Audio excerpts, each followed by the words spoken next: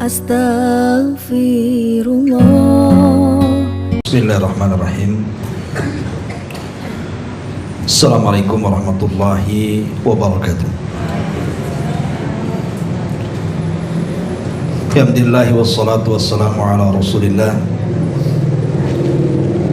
wa ala alihi wa sahbihi wa mawalah wa la hawla wa la quwwata illa billahi wa ba'd. Kita lanjutkan kembali kajian kita, masih membahas tafsir singkah dari surah Al-Baqarah, dan kita masuk pada ayat ke-189. Kita baca ayatnya baru kita jelaskan. A'udzubillahi minasyaitonirrajim. Bismillahirrahmanirrahim. Yas'alunaka 'anil ahillah,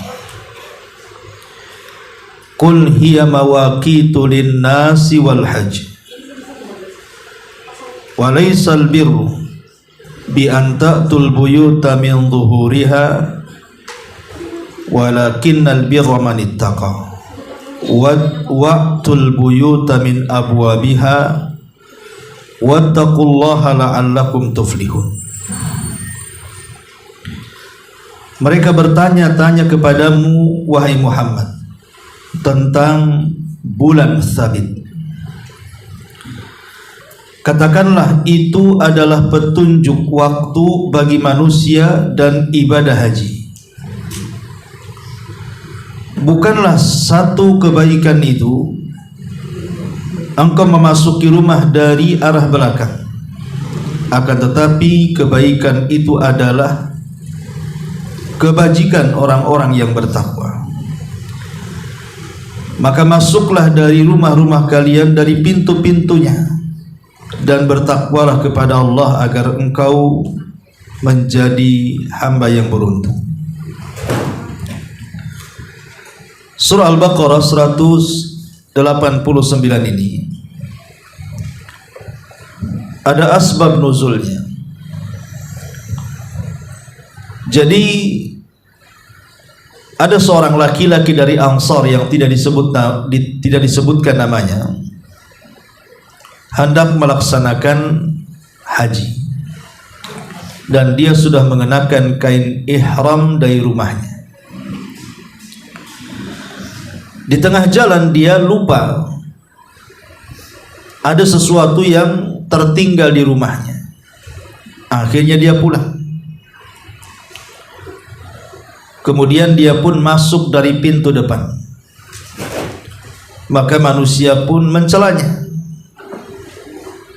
karena tradisi yang sudah ratusan tahun di tengah-tengah jahiliyah dilanggar hari itu oleh seorang laki-laki dari Ansar. Maka turunlah ayat ini. Yas'alunaka 'anil ahillah, qul hiya mawaqitu lin-nasi wal hajj wa laysal birru bi an ta'tul buyuta min dhuhuriha walakinnal birra man ittaqa wa'tul buyuta min abwabiha wattaqullaha la'allakum tuflihun. Mereka bertanya kepadamu tentang bulan sabit. Katakan itu adalah petunjuk waktu bagi manusia dan ibadah haji. Bukanlah satu kebaikan itu engkau memasuki rumah dari belakang, tetapi kebaikan itu adalah orang-orang yang bertakwa. Masuklah rumah-rumah dari pintu-pintunya, dan bertakwalah kepada Allah agar kamu beruntung. Tradisi jahiliyah di zaman itu, kalau mereka keluar rumah untuk melaksanakan ibadah haji, kemudian sepulangnya dari haji, mereka punya keyakinan khurafat, tidak boleh masuk dari pintu depan, harus masuk dari pintu belakang. Kenapa demikian? Karena bagi mereka masuk dari pintu depan setelah pulang haji itu kesialan, akan mendatangkan bencana. Makanya tradisi mereka sebagai bentuk keyakinan agama mereka, kalau pulang dari haji harus lewat pintu belakang. Samalah dengan orang dulu kalau habis haji nggak boleh keluar rumah, sampai berhari-hari meninggalkan sholat jamaah karena banyaknya alasannya, banyak melayani tamu dan keasikan cerita haji. Padahal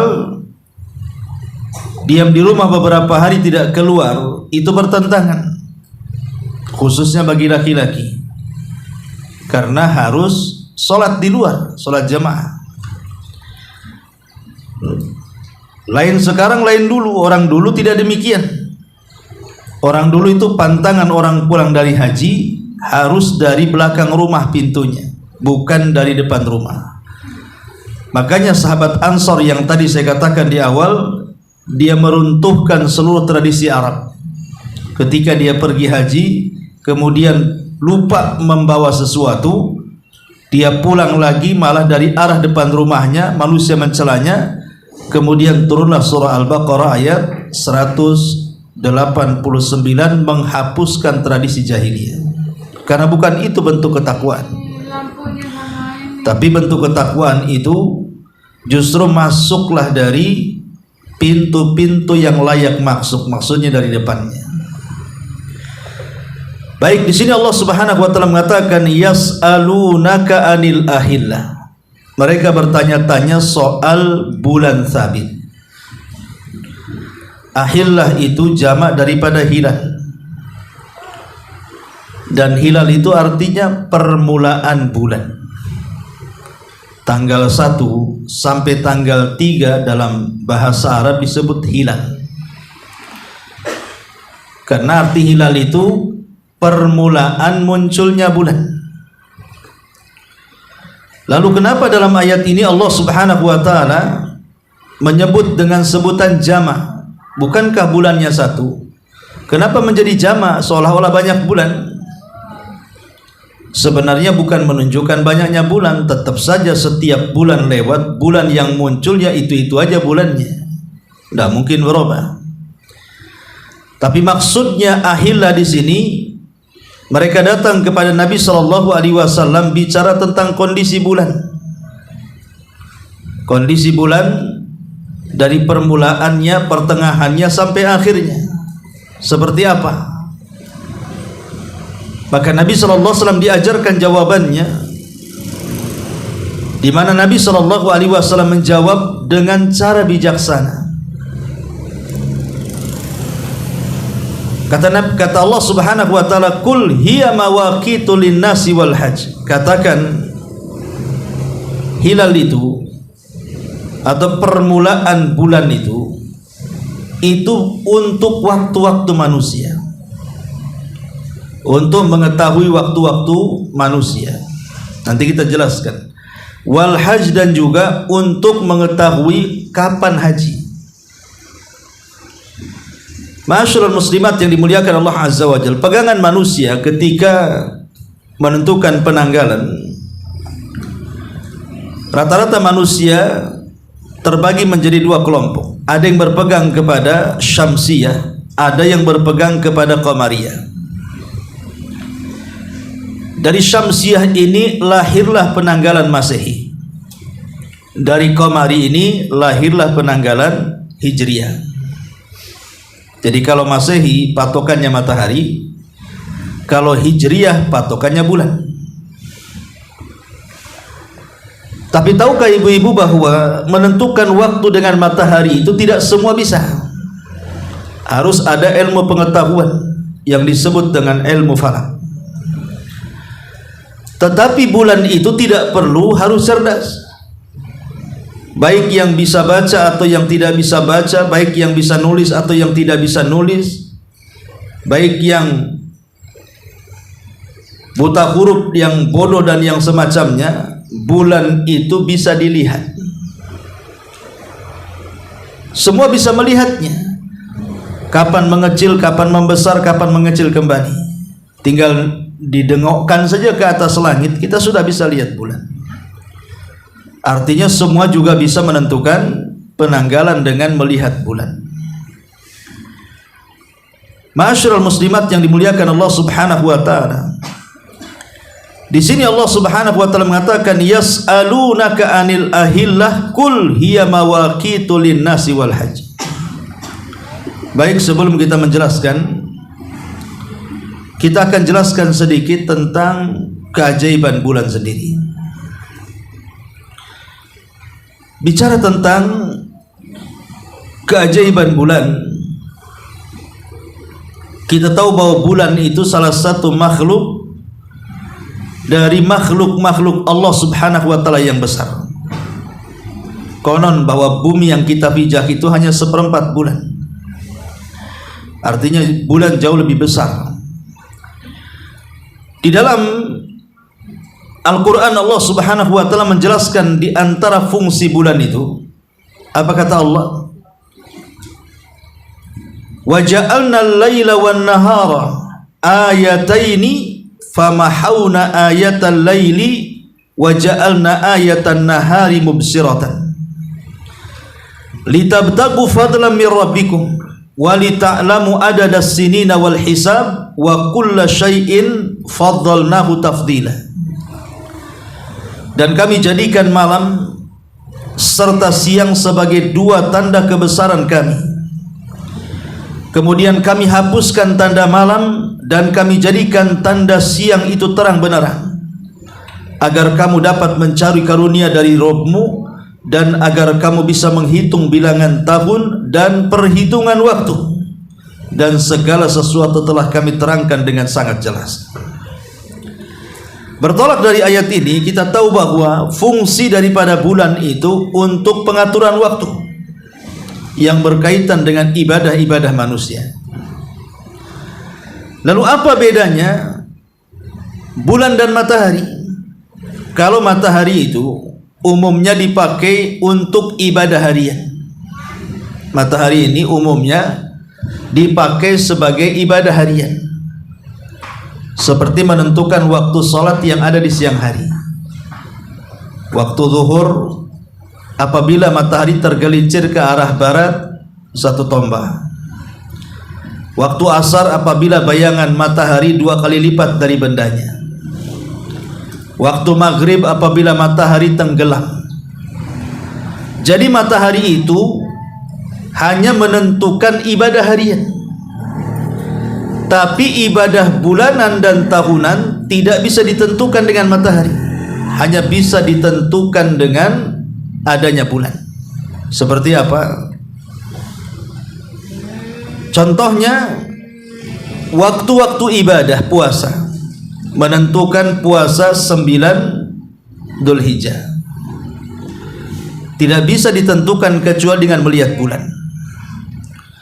Kemudian puasa Asyura tidak bisa ditentukan kecuali melihat bulan. Kemudian puasa Arafah, kemudian puasa Ayyamul Bidh, dan begitu seterusnya. Jadi menentukan puasa-puasa itu hanya bisa dengan bulan, ataupun menentukan waktu-waktu haji. Haji itu tanggal 8, tetapi memulakan tanggal 1 Dzulhijjah itu ditentukan dengan melihat bulan supaya tepat tanggal 8-nya. Kapan itu? Dimulai dari tanggal 29 bulan Dzulqa'dah, itu sudah melihat bulan. Kalau bulan terlihat berarti setelah tanggal 29 besoknya 1 Dzulhijjah. Kalau bulan tidak terlihat berarti besoknya masih tanggal 30 Dzulhijjah, baru tanggal 1-nya 1 Dzulhijjah.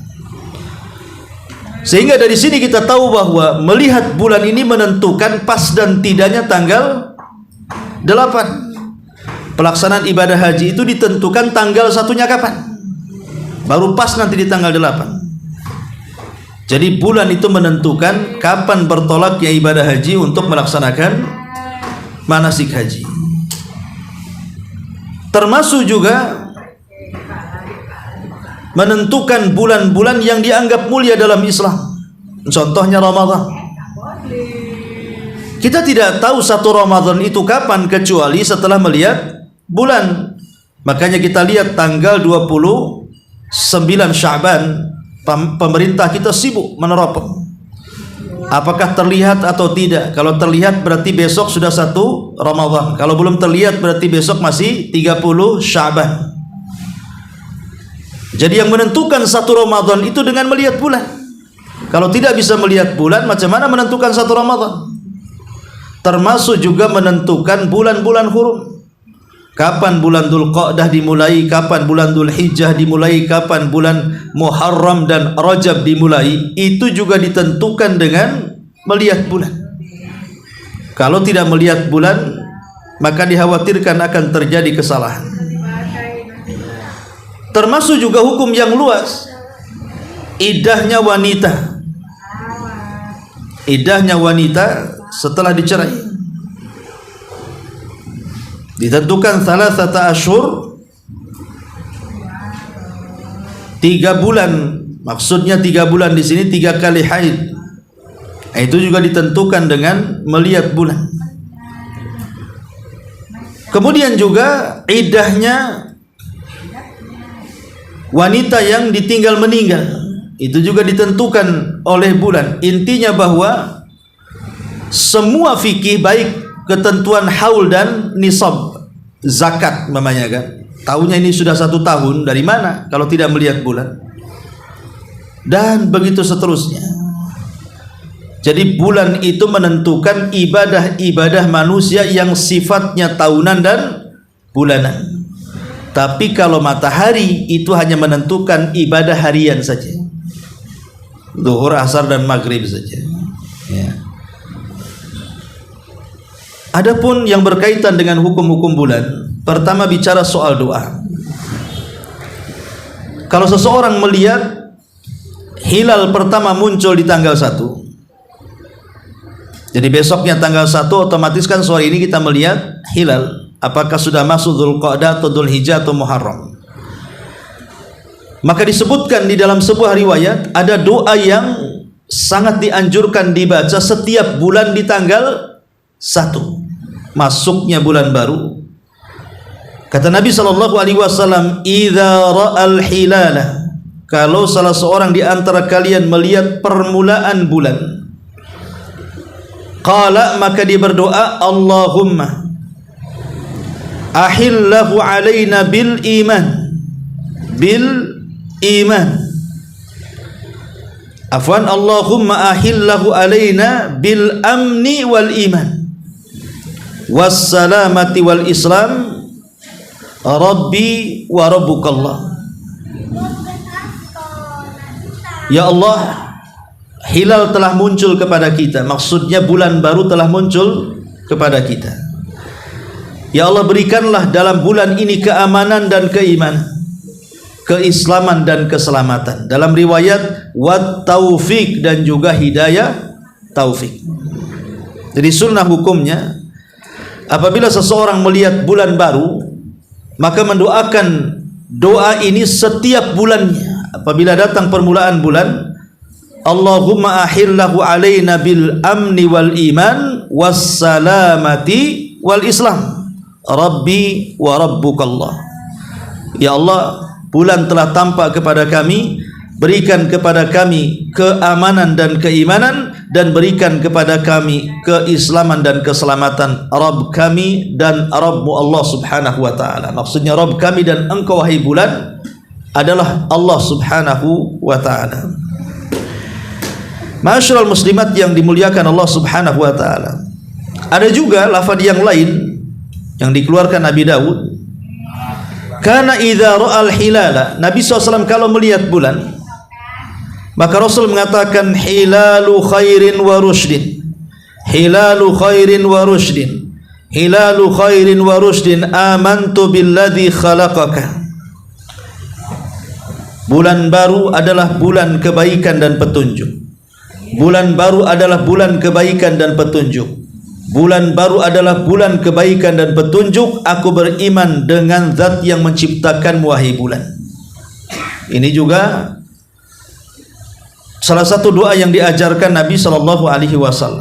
Ada juga doa yang lain dari sahabat Ubadah ibn Samit radhiyallahu an. Kana Rasulullah SAW idza ra'al hilala qala. Dari Ubadah ibn Samit Nabi SAW apabila melihat bulan maka dia mengatakan Allahu Akbar, Alhamdulillah, la hawla wa la quwata illa billah, Allahumma inni as'aluka khaira hadhihi syahr wa a'udzubika min syarril qadari wa min su'il mahsyari. Jadi doa yang dibaca Nabi SAW membaca takbir Allahu Akbar, Allahu Akbar, Allah Maha Besar, Alhamdulillah, segala puja dan puji hanya milik Allah, la haula wa la quwata illa billah, tidak ada daya dan upaya kecuali hanya milik Allah, Allahumma inni as'aluka khaira hadha syahr, ya Allah ku meminta kepadamu akan kebaikan bulan ini, wa a'udzubika min syarril qadar, dan aku berlindung kepadamu dari keburukan takdir, wa min su'il mahsyar, dan dari buruknya perkumpulan. Ini beberapa lafaz yang diajarkan Nabi SAW ketika melihat bulan, supaya jangan sampai bulan yang kita lewati selama 1 bulan itu kita mendapatkan kecelakaan, mendapatkan kesialan, mendapatkan keburukan. Ma'asyiral muslimat yang dimuliakan Allah Subhanahu wa taala. Lalu apa sih keajaiban bulan itu? Pertama, bulan itu khalqun azim. Dia adalah makhluk yang sangat besar, lebih besar dibandingkan bumi yang kita pijak. Yang kedua, Allah Subhanahu wa taala sampai di beberapa ayat dalam Al-Qur'an menjadikan sumpah. Sumpah dengan bulan. Wal qamari idza tasak. Demi bulan. Allah Subhanahu wa taala berusaha ataupun mengatakan dalam Qur'annya dengan sumpah demi bulan apabila mengiringi matahari. Lihat, bulan dijadikan sumpah. Dan dalam kaidah Quran yang sering saya katakan bahwa makhluk yang dijadikan sumpah oleh Allah itu pasti istimewa. Yang ketiga, walaupun bulan adalah makhluk yang sangat istimewa dan sangat besar melebihi bumi, tapi kita dilarang untuk sujud kepada bulan karena dia bukan Tuhan. Makanya Allah mengatakan dalam surah Fussilat, wa min ayatihi al-lailu wan naharu wasyamsu wal qamaru la tasjudu lisyamsi wala lil qamari wasjudu lillahi alladzi khalaqahunna in kuntum iyyahu ta'budun. Dan dari tanda-tanda kuasa Allah adanya siang, adanya malam, adanya matahari, dan adanya bulan. Oleh karena itulah jangan sujud kepada matahari dan bulan, tapi sujudlah kepada zat yang menciptakan mereka, yaitu Allah Subhanahu wa ta'ala. Kemudian juga bulan ini makhluk yang bercahaya. Al-qamaru nur. Bulan ini makhluk yang bercahaya, tapi cahayanya tidak sekuat cahaya matahari. Makanya Allah mengatakan wa ja'alal qamara fihinna nura wa ja'ala syamsa siraja, dan kami jadikan bulan itu penuh dengan cahaya dan matahari itu sebagai pelita. Kemudian juga bulan adalah makhluk yang tunduk dengan perintah Allah Subhanahu wa taala. Di dalam surah Al-A'raf ayat 54 Allah mengatakan wal qamara wan nujuma musakhkharatin bi amri. Adapun bulan dan bintang-bintang itu semua makhluk yang tunduk kepada Allah Subhanahu wa taala. Kemudian juga bulan ini dia bisa bergerak, dan bergeraknya bulan itulah yang menentukan permulaan, pertengahan, dan akhir. Makanya ada awal bulan, ada pertengahan bulan, ada akhir bulan. Dan itu akan berjalan sesuai dengan ketentuan Allah Subhanahu wa taala. Kemudian makhluk Allah Subhanahu wa taala yang namanya bulan ini adalah makhluk yang tidak berhenti bertasbih untuk membersihkan dan mensucikan Allah Subhanahu wa taala, sebagaimana Allah mengatakan dalam surah Al-Anbiya 33. Allah mengatakan huwallazi khalaqal laila wan nahara wasyamsa wal qamara kullun fi falakin yasbahun. Dialah zat yang menciptakan adanya malam, adanya siang, adanya matahari, adanya bulan, semuanya dalam porosnya mereka bertasbih kepada Allah Subhanahu wa taala. Jadi bulan itu makhluk yang tidak berhenti bertasbih kepada Allah Subhanahu wa taala. Lah bulan ini juga pernah terbelah menjadi dua.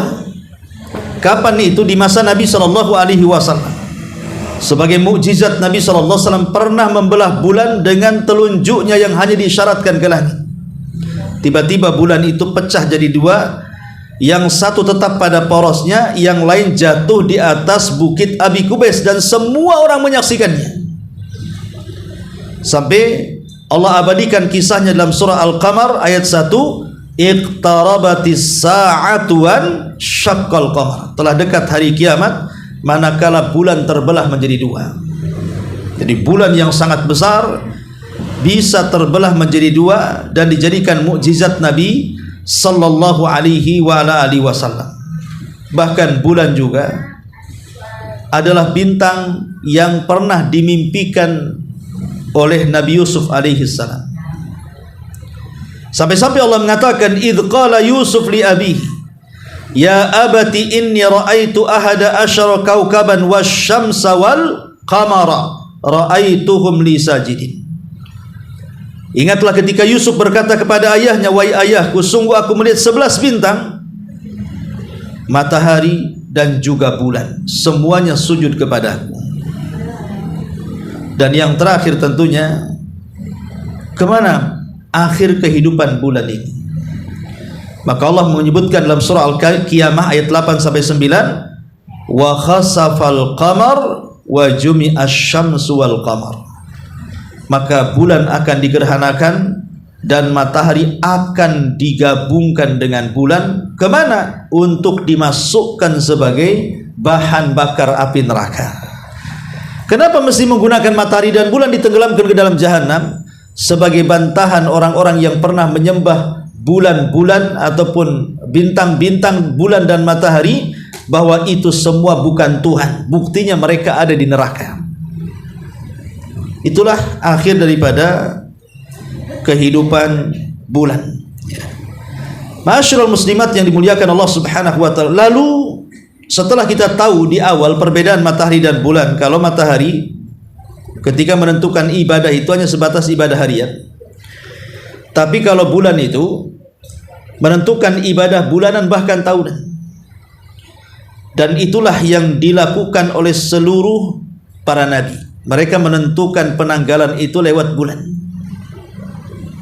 Lihat ketika Nabi Musa alaihi salatu wassalam berjumpa dengan Allah untuk mendapatkan mandat Taurat, Allah mengatakan apa? Wa wa'adna Musa arba'ina lailatan.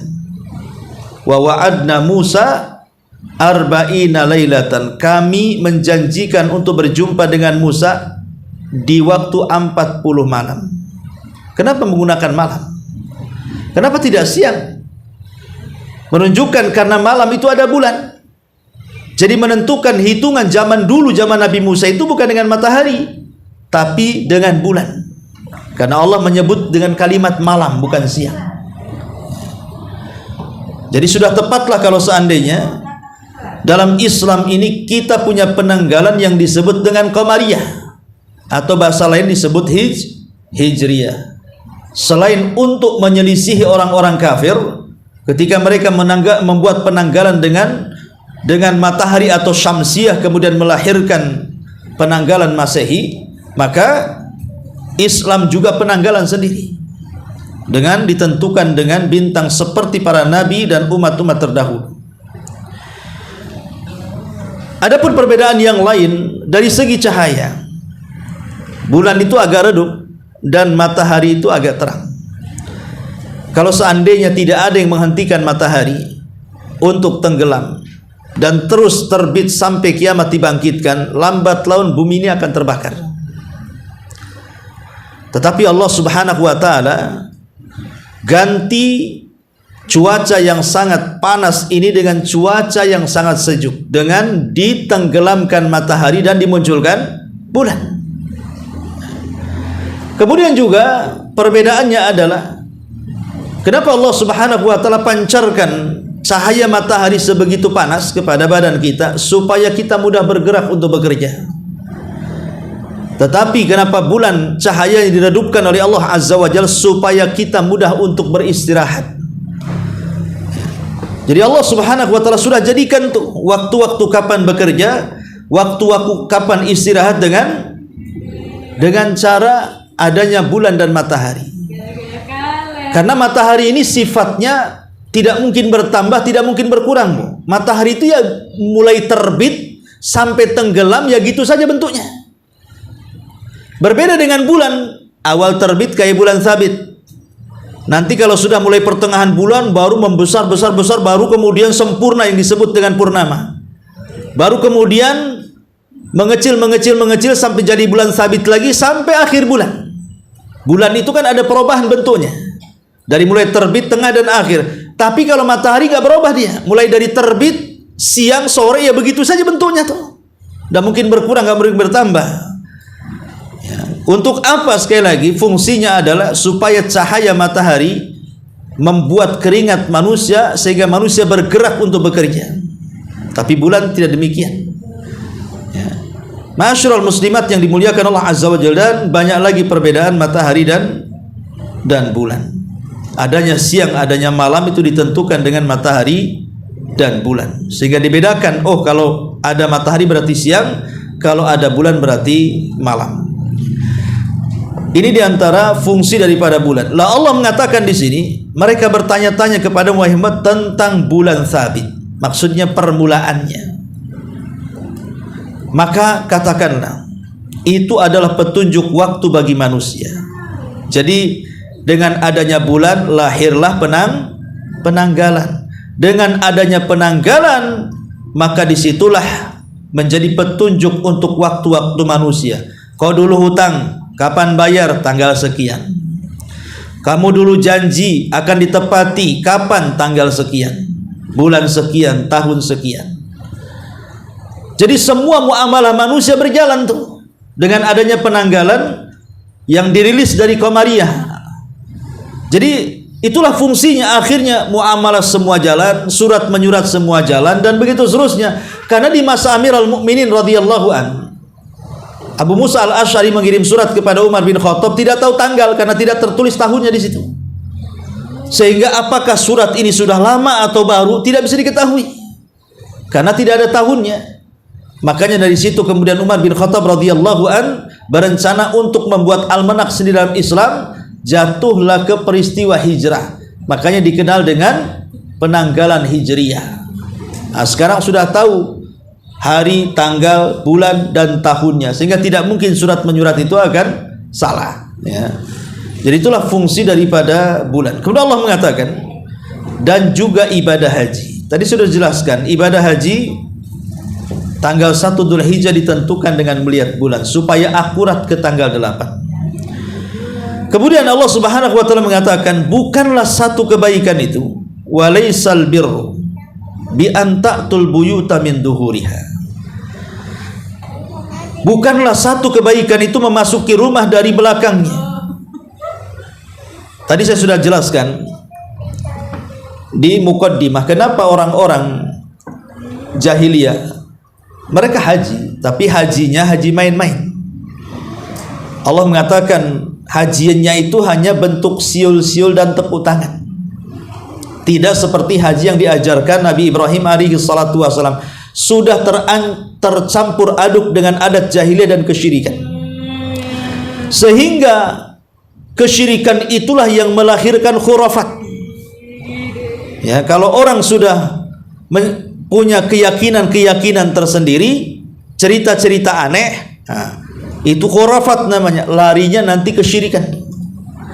Lah orang-orang jahiliyah itu punya khurafat, punya cerita. Kalau mereka pulang dari haji dan pakaian mereka masih menggunakan kain ihram, ya. Jadi ada dua, ketika mereka berangkat haji dan kondisi mereka bagi ihram, kemudian pulang, atau setelah mereka pulang dari haji walaupun tidak menggunakan kain ihram, maka tidak boleh kalau sudah keluar dari rumah untuk haji, pulangnya lewat depan, harus lewat belakang. Itu ketentuan mereka. Dan itu dijadikan agama oleh orang jahiliyah. Jadi agamanya itu agama perasaan. Agamanya itu agama khurafat. Agama keyakinan-keyakinan yang tidak jelas. Makanya di sini Allah Subhanahu wa taala mengatakan, bukanlah itu kebaikan, pulang haji lewat belakang itu bukan kebaikan. Tapi pulang haji menjadi baik, itulah orang yang habis haji dia bisa bertakwa. Takwa itulah yang dikatakan kebaikan. Maka masuklah dari rumah dari depannya, jangan dari belakang. Karena bagaimanapun orang yang masuk rumah dari belakang, bagi kita mungkin orang-orang yang zaman sekarang tentu tidak sopan, malah kan gitu. Masa pamannya kita bawa tamu dari belakang, mau dibawa ke dapur bukan gitu ya, langsung makan gitu ya. Kan enggak, mesti dari depan dulu. Itulah kesopanan, dan itu bagian daripada takwa kata Allah. Makanya Allah mengatakan wa'tul buyuta min abwabiha, datangilah rumah itu dari pintu yang jelas. Oh, dari pintu belakang gimana ceritanya ya. Tapi itulah khurafat, kadang-kadang nggak masuk di akal. Yang namanya khurafat itu terkadang sesuatu yang tidak bisa dicerna, yang penting dilakukan, kemudian diyakini ada kebaikan, maka mereka menjadikan itu sebuah patokan. Maka Islam sangat menentang keras namanya khurafat itu, sangat menentang. Islam itu hanya berpatokan kepada Al-Quran dan sunnah Nabi SAW, tidak berpatokan kepada khurafat. Tetapi khurafat di zaman dulu sampai di zaman sekarang juga ada, cuman beda jenisnya gitu saja ya. Ya, beda jenisnya. Kalau sekarang itu diistilahkan dengan tatayur namanya. Khurafatnya itu dengan tatayur. Kalau melihat sesuatu dianggap sial, kalau mendengarkan sesuatu dianggap sial, kalau merenungkan terbayang sesuatu maka dianggap sial, kalau memimpikan sesuatu dianggap sial. Bahkan kalau seandainya kesemutan kaki saja dianggap sial. Ya kan? Kadang-kadang tangan ini kan kiri kanan, terkadang kesemutan. Ini kalau kiri debt collector, kalau kanan dapat sedekah katanya. Kalau istrinya hamil, suaminya pakai anduk dililit di leher, nanti kelilit tali pusarnya. Apa hubungan anduk di leher bapak dengan bayi di perut ibu? Kan nggak masuk di akal. Itulah khurafat. Khurafat itu nggak masuk di akal. Zaman dulu masih kecil, gadis tidak boleh makan sambil nyandar di pintu depan, nanti jodohnya susah. Justru makin cepat jodohnya, dilihat terus sama orang jalan. Kan itu. Sebenarnya khurafat itu tidak masuk di akal. Nah, tapi memang begitu khurafat di masyarakat. Macam-macam khurafat. Ya. Nah ini juga orang-orang jahiliyah membuat khurafat. Kalau pulang haji harus dari belakang jalannya, nggak boleh dari depan. Kalau nggak sial katanya. Lah ini dari mana dalilnya? Ya. Ini keyakinan nenek moyang mereka yang tidak jelas. Makanya Allah mengatakan wa'tul buyuta min abwabiha wattaqullaha la'allakum tuflihun. Bertakwalah kepada Allah Subhanahu wa taala agar kalian beruntung. Artinya laksanakan perintah, jauhi larangan. Itu yang akan menjadikan kalian beruntung, bukan mengikuti tradisi ajaran nenek moyang kalian sehingga melahirkan cerita-cerita khurafat yang tidak ada dasarnya. Wallahu alam. Ini diantara keterangan ayat ke 189. Sampai di sini dulu. Afwan Bu, saya ada acara, mungkin tidak ada tanya jawab. Sampai di sini kita tutup dengan doa kafaratul majlis. Subhanallah bihamdika, asyhadu an la ilaha illa anta, astaghfiruka wa atubu